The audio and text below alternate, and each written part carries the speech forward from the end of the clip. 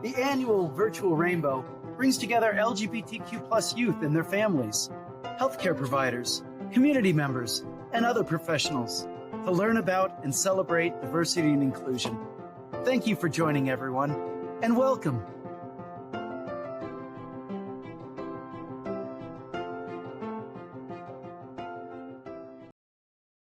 All right, welcome everyone to our session this afternoon. This session is called Diversity and Inclusion at MSU, Montana State University and beyond. And I'm very happy to welcome our guest, PJ Diamond. PJ Diamond serves as Program Manager at the Montana State University's Diversity and Inclusion Student Commons, or DISC. PJ is responsible for increasing awareness, promoting inclusion, and inspiring critical thinking about diversity topics. She develops and directs educational training and workshops in topics such as LGBTQ+ identities and concerns, implicit bias, intersectionality and privilege, race and ethnicity, and inclusive leadership, among others. You can read more about PJ on our website. PJ, thanks so much for joining us today. Yes, thank you so much, Paul. What an introduction. I feel like I don't even need to do my introduction, so thank you for all that. And thank you everybody for being here today. As Paul mentioned, my name is PJ Diamond. My pronouns are she, her, hers, and I am the program manager in the DISC, as we like to call it at Montana State University. But for those of you that aren't on our campus quite yet, that stands for the Diversity and Inclusion Student Commons. So before we jump in, I'm going to give you folks lots of information as it pertains to my office, Montana State University as well. I just want to give you a little information about me so you know who's talking to you this evening. As I said, I'm PJ. I am originally from Pennsylvania. I did my undergraduate and graduate work at the University of Pittsburgh. And doing something like this presentation is pretty near and dear to my heart as I think about my college experience some years back. The LGBTQ+ community at the University of Pittsburgh was one of the first communities that I became really engaged with. It was one of the first communities to invite me in and welcome me in as I was exploring my own sexual orientation. And so to be here to talk to you all, to be a part of the Rainbow Over the Rockies is quite a privilege. So I really appreciate you all being here and taking the time to listen to me today. As it has been mentioned before, this presentation is really geared towards college-bound students. And I would say whether you're traditional aged or not, this is really a presentation that is focused on looking at different colleges and universities and how they are supporting the diverse students that choose them. Of course, we will talk about gender and sexual orientation diversity, but as my presentation indicates and kind of the work that I'm in and interested in, diversity and inclusion includes many different aspects of our identities and not just one. Lastly, I'll say that this is really to serve as a case study. So I work at Montana State University. The programs and information that I'm providing today is pretty exclusive to Montana State University. However, I hope that it kind of sparks intrigue in you all as you're looking at other universities or considering other colleges around the nation, that these are some things that maybe you should also be looking for. So I'll just keep it at that and we'll continue forward. Okay, so before I really jump into the meat of this presentation, it's not a diversity and inclusion presentation if there's not a land acknowledgement, or at least in my opinion. I know that the summit has done a land acknowledgement. However, for my presentation, I would like to do the same. And so for those of you listening out there, if you could just take a moment to ground yourself, maybe take a sip of water, close your eyes. You can turn off your screen if you need to. But if you could just take a moment and really listen to the words that I am going to read.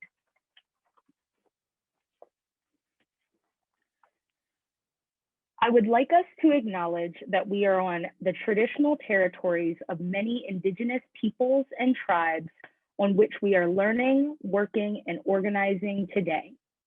Please take this moment to connect with the land you are currently on and recognize that many of us are simply occupiers of this space and that indigenous people are the past, present, and future caretakers of this land. As we work towards justice and liberty, we must remember the ever-present systematic inequity and oppression of the First Nations people and commit indefinitely to the respect of and reconciliation of this long-standing history of injustice.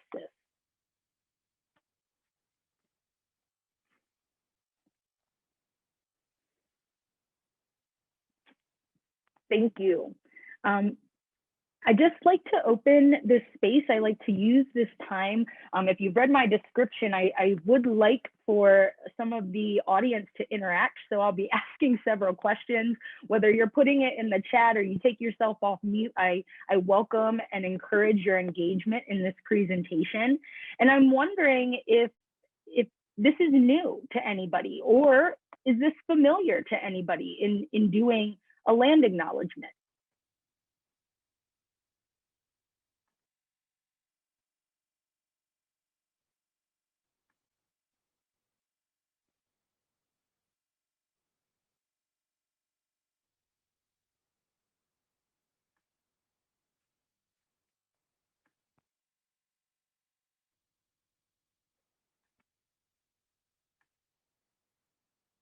Not new for some people, I can see in the chat. Well, that's good. I'm happy to hear that, that it's not new to at least one person. For me personally, I grew up on the East Coast, and land acknowledgements were fairly new to me prior to going to Montana. And so this is even more special to me in a way that I'm actually in Pennsylvania right now for a wedding this weekend. So I'm actually away from Montana State. And so it has been really evident while being in Montana to do these land acknowledgements, to recognize and honor the land that we are on and the people that have been and still are taking care of that land. But even more so now of kind of being away from Montana, at least for myself, it's nice for me too to connect with this land, to our nation's land. And I think that there's a lot of value in that. So we'll go ahead and move forward. Okay, so I'm hoping that we can get a little bit more interaction this next time around. And I'd like to open this up and ask you all, what are we talking about when we say diversity? Or what do you all think about when you hear the word diversity?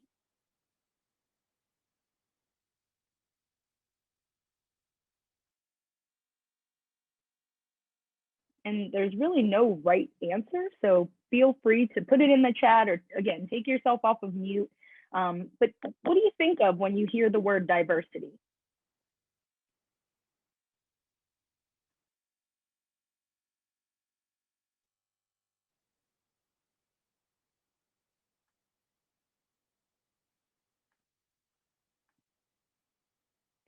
Many voices. Yeah, absolutely. Community. Very nice. Yeah. Anyone else?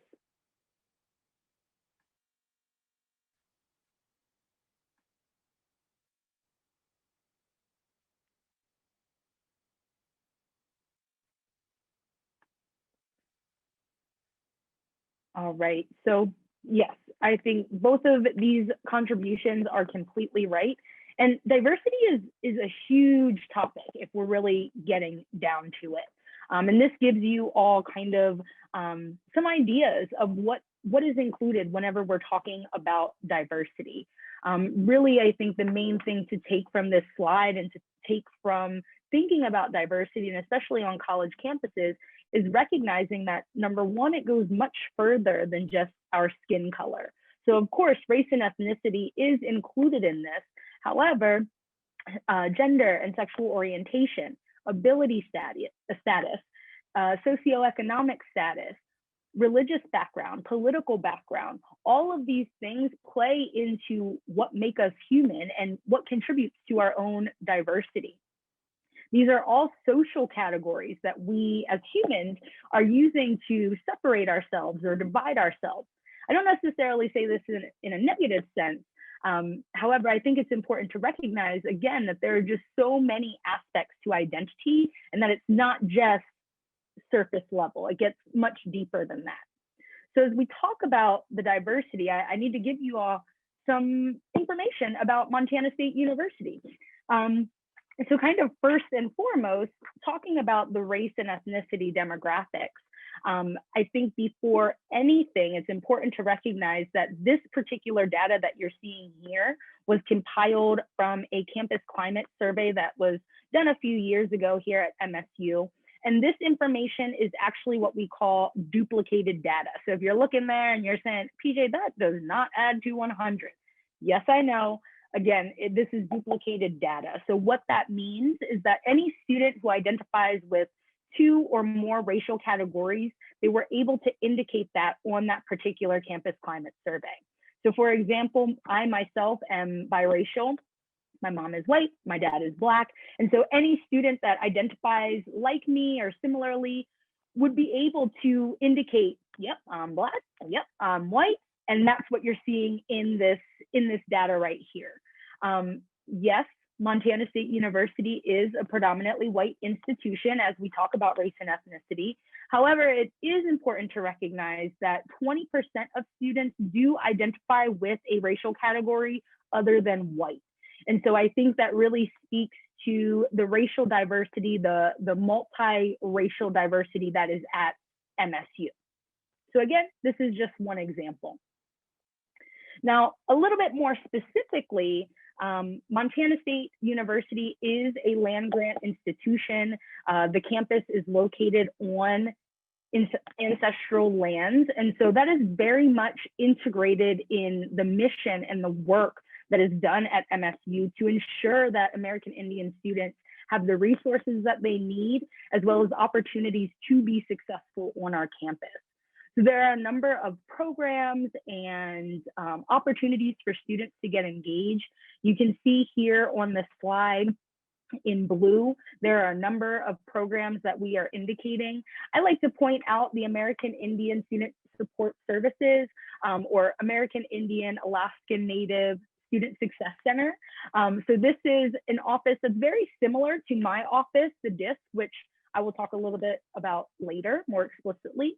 But it's really a center for students to get academic support, social support, even sometimes financial support on our campus, again, to ensure that our students have the resources to be successful at MSU. Sorry, folks.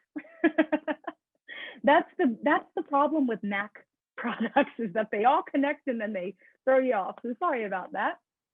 Secondly, I would mention our Empower group, which is the engineering minority program. And this program has been amazing in terms of providing opportunities for students to get real life experience in research. So everything from starting at the very beginning of what is research, how do we develop research questions and projects, all the way through the end. And I believe that this program has been really successful on our campus. They've had a lot of support from campus partners, but also the administration that is working with that group has been very strong in helping those students gain those opportunities. And folks, I will say that if you have any questions, if you're looking at the slides and you're wondering what a particular program is, please just stop me, interrupt me, put it in the chat. I'm more than happy to answer those questions kind of as we go. I'm not going to necessarily highlight every single thing on the slides that you see here. And so I do encourage you to ask any questions if they arise. So moving right along, of course, we need to talk about gender and sexual orientation diversity at Montana State as well.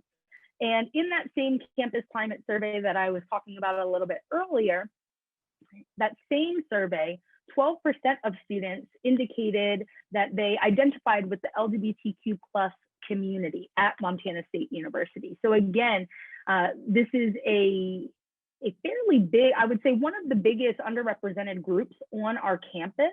And so again, the administration is doing quite a lot to ensure that those students feel welcomed, feel safe, as well as have the resources to be successful. I'd like to point out our lavender celebration, most specifically because it's coming up. This is a special ceremony that we host during graduation time, and lavender celebration is specifically for LGBTQ plus students and allies. So this is a safe place, a welcoming space in which we celebrate and honor and recognize our LGBTQ plus students. This year, it will be online. It's all virtual this year due to COVID. So I encourage you all to check the DISC website the last week of April, because those will start going up and you'll get to see potentially what you could be involved in, whether that's at Montana State University or any other college campus in our nation. Lavender celebrations are nationwide. MSU is by no means the only university that hosts a graduation celebration for LGBTQ plus students. So I encourage you folks to check that out if it's something that interests you. Next, I'd like to talk about our Chosen Name project, because for me, this was something fairly new and really progressive for Montana State University to be taking on. And this is a project in which students and staff and faculty, that part will soon be rolling out, but for our MSU community members to have their chosen name or to be able to indicate their preferred name in various integrations on campus.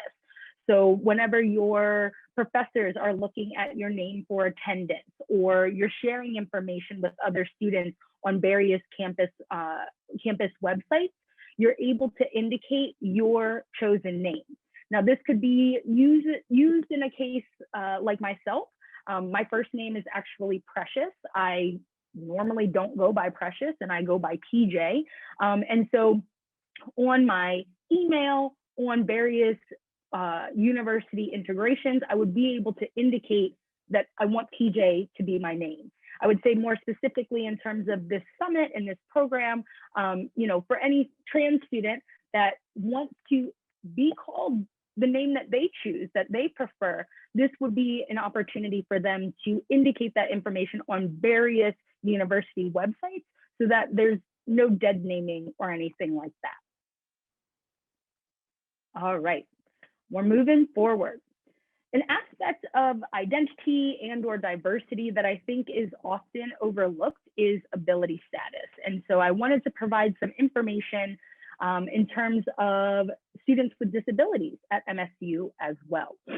Now, I know we have a quiet group this evening, but I'm still going to ask, you all can put it in the chat or take yourself off mute. I'm wondering, as you look at these numbers, and these numbers are provided by our Office of Disability Services here at MSU for registered students of this past school year, so the 2020-2021 school year. I'm wondering, as you look at these numbers and you look at how students are identifying with their particular disabilities, does anything stand out to you all?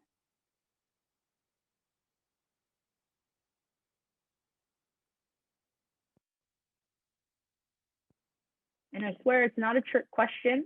I'm just wondering, does anything stand out? Is anything a little strange to you, or are you just noticing something? What do you see here, folks?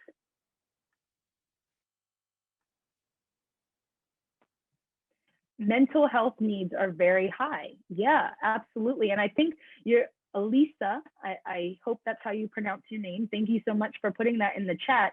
And you're right there with me in terms of, yes, mental health needs are very high, number one. But if you look at those top 3 disabilities that students are identifying with, we have ADHD, mental health, learning disability. These are all invisible disabilities. And so to me, that's very impactful in that we have to remember we don't always know what people are going through. We don't always know how people identify just by looking at them. Again, getting past that notion of diversity is much more than our skin color. I think this speaks volumes to that notion in the sense that we don't always see parts of identities that can be very impactful for our students. Okay, so we're moving right along, and I guess I should stop for a moment. Does anybody have any questions about some of those statistics that I just brought up? Some of the info about MSU? PJ, I've got a question. Do you think they may be underreported? In terms of disabilities? Yes. And I'm curious about the mental health. Perhaps the student is accessing resources off campus, so it's not being reported on campus. Yeah, that's a really interesting question, Paul. And I would think definitely, you know, there are some complexities that come along with being a student or a person with a disability. I would say very specifically at Montana State University, you know, and actually all universities across the campus, students need to kind of indicate that information. And if they need accommodations, that's what kind of inspires them to go to an office of disability services, is because they need accommodations in or around the classroom, and that is the office to help them. And so for those students who maybe don't need specific accommodations, but are having issues, or maybe do have a learning disability, or maybe their learning disability doesn't quite match what the US government is saying qualifies as a disability. And so I think that it gets pretty complex in that regard. And I would imagine that students, or that those numbers are kind of underrepresenting, that it doesn't represent all of the students at Montana State University, because not all students are identifying in that particular way and or providing that information for the university to use, so that I, for example, can give that information to community members. Thank you. Any other questions?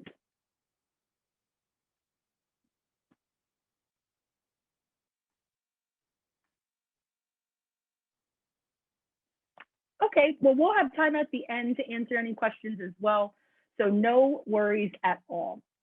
So now I'm going to talk a little bit about my office, or my department at Montana State University, the Diversity and Inclusion Student Commons. And this is an office that is within our Division of Student Success. Some universities may call that the Student Affairs Department or the Student Affairs Division. And I would say at Montana State, the DISC is probably one of the smaller offices as a part of the division. But that being said, that allows for many personal connections that we are able to create, as well as collaborating opportunities that I'll get to in just a little bit. The key things that I want to kind of highlight in terms of what the DISC is it's really an educative place. It is a place for students to come and to make mistakes, to ask questions, to get to know themselves better, as well as their colleagues and their peers. It's really a place for students to explore themselves, their own identity, as well as learn from others who are sharing their experiences as well. Lastly, I'd like to maintain that it is a safe place. It's a place that students can come to feel safe no matter how they identify, and be connected with resources that are on our campus or within our Bozeman community. So my office, we host or provide 4 staple programs. Number 1 will be our Diversity and Inclusion Student Ambassadors, or DIAs, as we like to call them. And they are volunteers in my office that really help to keep it open, so that we have office hours. Students can come and go as they please. We often have snacks up there as well, so students like to go up there and study and socialize a little bit. That is in the physical space of the DISC. But as far as these DIAs go, they help in a variety of different ways. They do their own outreach so that students know the resources that we have, the DISC, but also we provide resources of other campus departments and other campus partners. Those DIAs also help to support student organizations on our campus, oftentimes doing graphics and or helping with different outreach projects as well. And then lastly, as I said, they do have office hours in our office so that students have walk-in capabilities to come and find out information that's happening around, or find out information of events that are happening around campus, etc. We also have our all-inclusive mentoring program, or AIM, as we like to call it. And for many, many years, this was actually our LGBTQ+ mentorship program. And this year we had the capacity, we had the bandwidth to expand it. So we still are offering mentorship programs based on LGBTQ+ status. So if a student identifies within the community and they're looking for, whether it be staff members or faculty members to pair with, to kind of gain that mentorship experience, we absolutely still do that, but also we are able to match students on a variety of different aspects of their identity. So whether it's race and ethnicity, ability status, socioeconomic status, even religious background are among the categories in which we've been able to match mentors and mentees. We also have our Safe Zone program, which some of you may be familiar with. I know that there are some high schools that actually have Safe Zone, and many colleges have Safe Zone as well. And Safe Zone is an educational opportunity that increases awareness around LGBTQ+ issues and concerns. It also helps to build allyship among the community. And lastly, it also looks to inspect our own heterosexism and trans negativity that we may hold. This is a 3-part training program. And so that first one is really around the basics, or raising that awareness and education around LGBTQ+ people and concerns. The second is building allyship, so how we can be allies, what actions we can take to be allies. And then lastly, that last piece is really kind of the introspective or the reflective piece of recognizing some of the biases that we hold and how that is affecting our community, and what are some actions that we can take to mitigate those things or to change those things. Lastly, I'll mention our Sustained Dialogue program, which has actually been on campus for a number of years. It kind of fizzled out this past year because of some students that were graduating, but we're really getting this off the ground again. Sustained Dialogue is an action dialogue process, which enables students to get to know one another, to share their experiences and their background, to engage in conversation and learn conflict resolution skills, as well as invoke change. So in doing all of that kind of relationship building, it inspires those students to potentially pick out issues or problems in the community, and then they work together to change that problem. That was a lot of information, so I'm just going to pause. I'm going to take a sip of water, but also encourage anybody that's here, if you have questions about any of these programs, please go ahead and throw it in the chat and or take yourself off mute.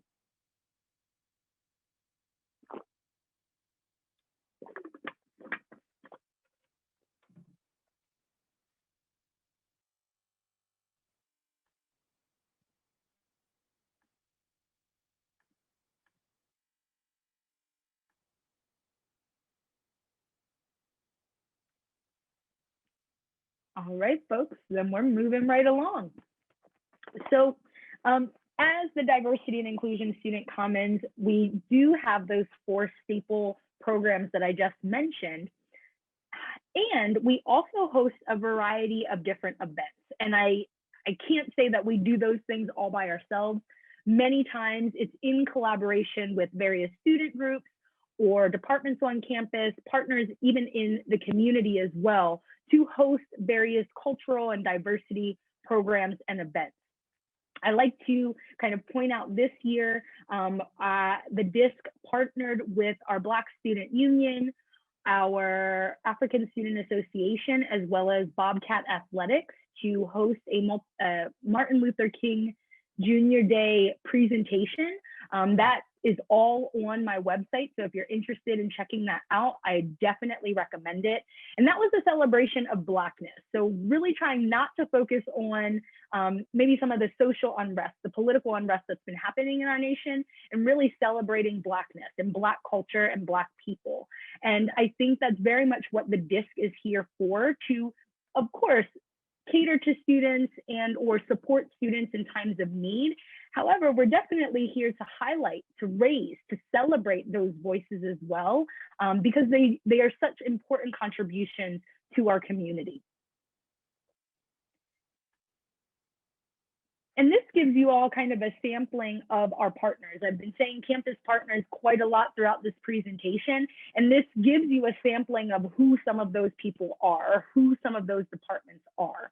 The DISC, I would say, very much supports the student organizations, the cultural student organizations on our campus, and help to partner with them to host different events, to find funding if it's needed, to provide room reservations and or food reservations, anything like that.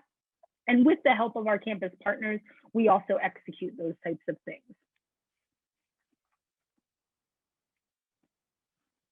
All right, so we are at the end of my presentation, and I'm going to open it up for questions to see if there are any questions here today.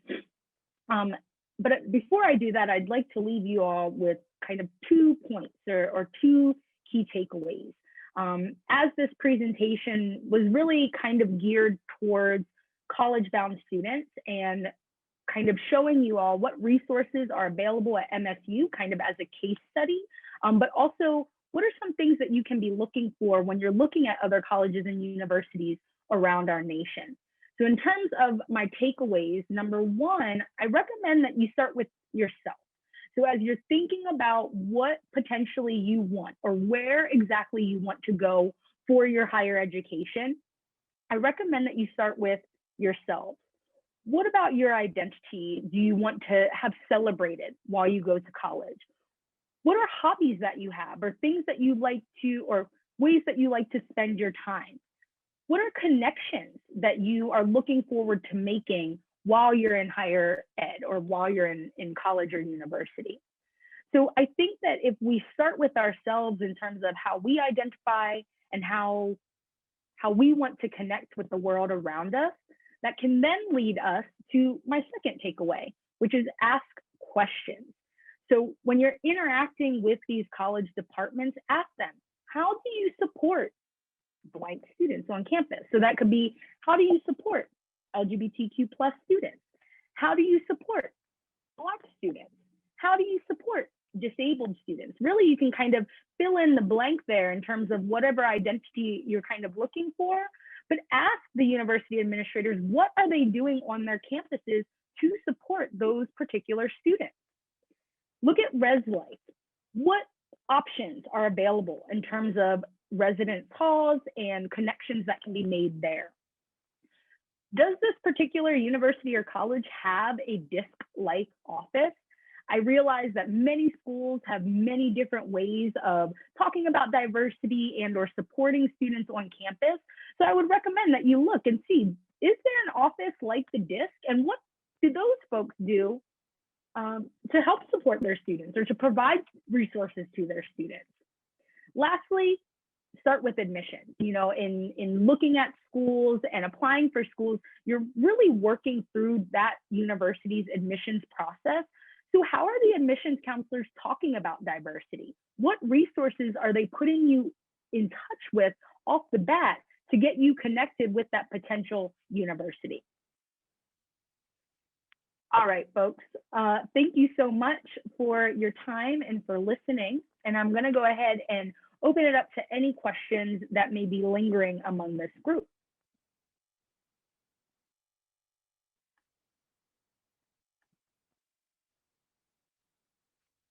And it can be about Montana State University. It can be about just the college process period, anything along those lines.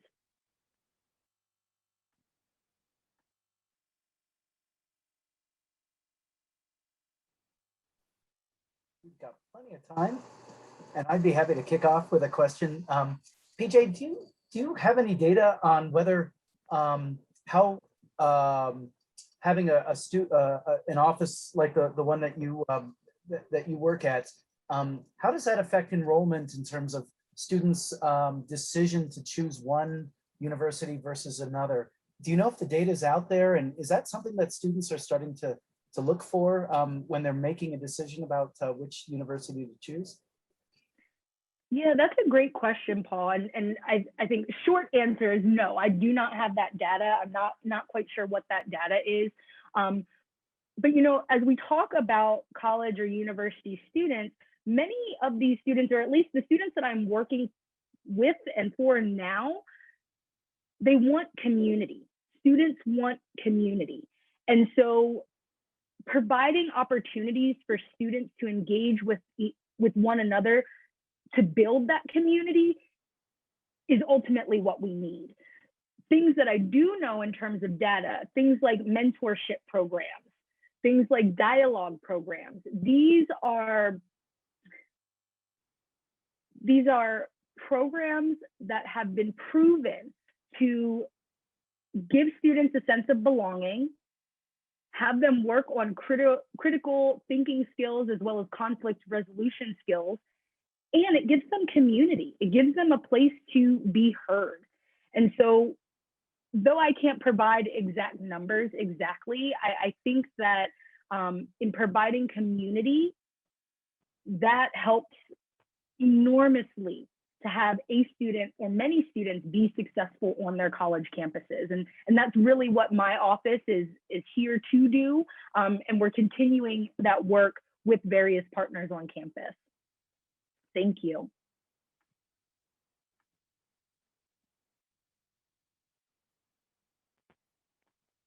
Any other questions?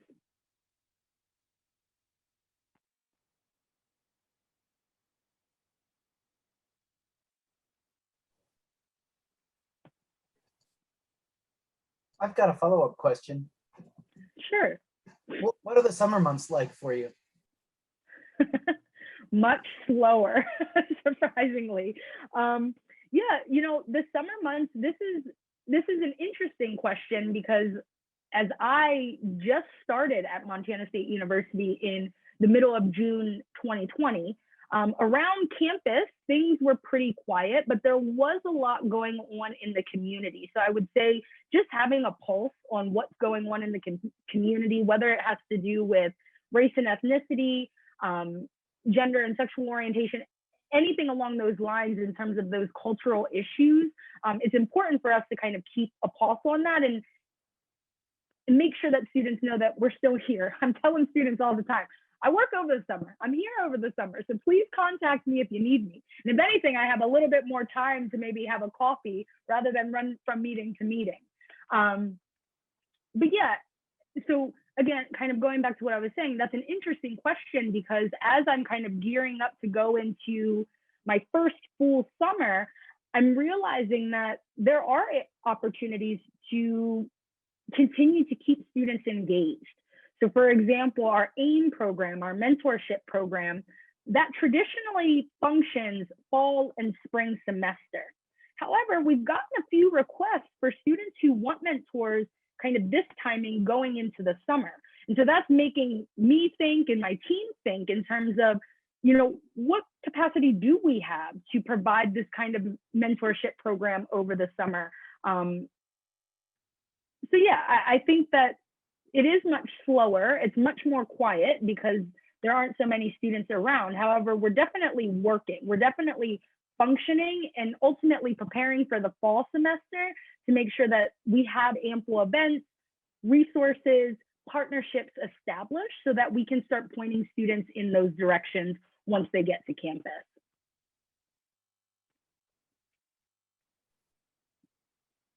PJ, I don't see any other questions in the chat, but I do see an accolade. Just thanking you for your presentation and the important work that you're doing. I want to say also thank you. I know that you've been a great resource to students on campus from talking with the students. And I know about all the great opportunities that you provide as well. Thanks so much for taking the time this afternoon and sharing with us more about DISC and the work that you do. No problem. Thank you so much for having me, Paul. I'm very privileged to be here. And you know, I was going to say I wanted to thank you as well as Deb Albin and Danny here too as well for setting all of this up. And really, it's been an awesome opportunity to be involved from really the beginning of planning to now and to be presenting. So I'm just really happy to be here. And I would encourage the audience that hopefully watches this recording that if you have any questions or if you have any concerns, please reach out to the DISC. All of our information is on this slide right here. We're more than welcome to answer questions. And as I said, the summer months are a little bit slower. So I encourage you to ask questions and to engage with us. But thank you all so much. And I hope that you have a safe evening. Thank Thanks. you. Back at you. Thanks again, PJ. Thank you. Bye-bye. Bye now.